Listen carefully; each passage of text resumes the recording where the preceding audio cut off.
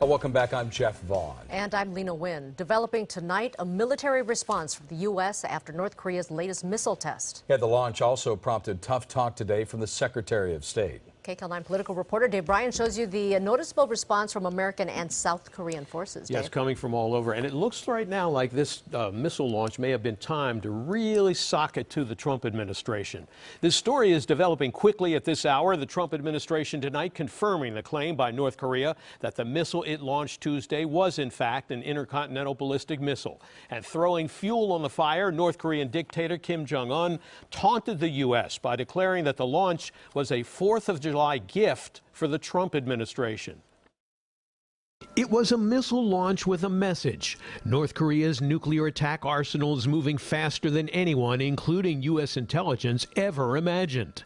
An intercontinental ballistic missile potentially capable of striking at least one American state.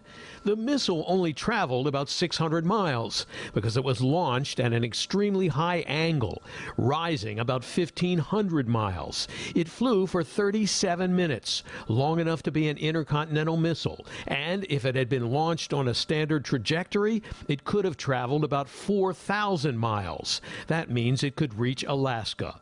In January, when North Korean dictator Kim Jong-un bragged that his country was getting close to launching an ICBM, President-elect Trump tweeted, "It won't happen."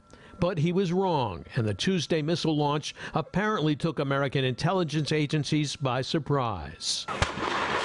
And just a few hours later, the U.S. and South Korea responded by launching their own missiles into waters off Korea's east coast, a show of force and reinforcement of the ironclad commitment to the defense of South Korea.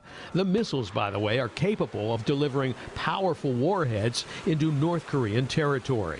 But David Wright of the Union of Concerned Scientists says North Korea is still a couple of years away from reaching U.S. soil with a reliable nuclear weapon. However, he agreed this is a huge step forward for that program. I would say a bigger threat than anything North Korea has launched before, in part because it can reach Alaska. But in part because it does show that the Koreans are moving forward at a surprisingly rapid pace. So now the question is what to do about it. After a summit meeting in Moscow, the presidents of Russia and China advocated a plan where North Korean missile and nuclear testing would be frozen, and in return, the U.S. and South Korea would freeze their joint military exercises, like the firing off of those missiles on Tuesday.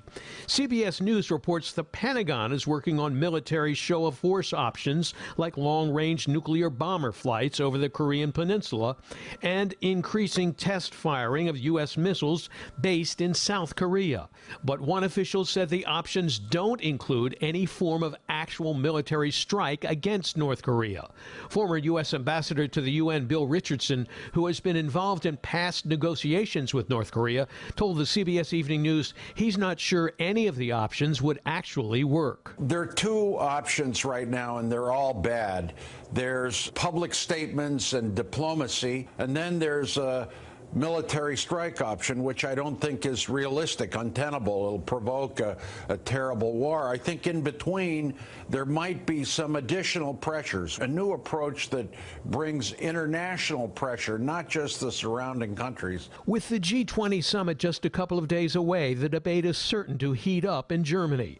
President Trump is pushing China to get tough with North Korea, but China feels like it has already done plenty to rein in North Korea, no longer buying any coal from that country and cutting back oil and diesel exports to North Korea.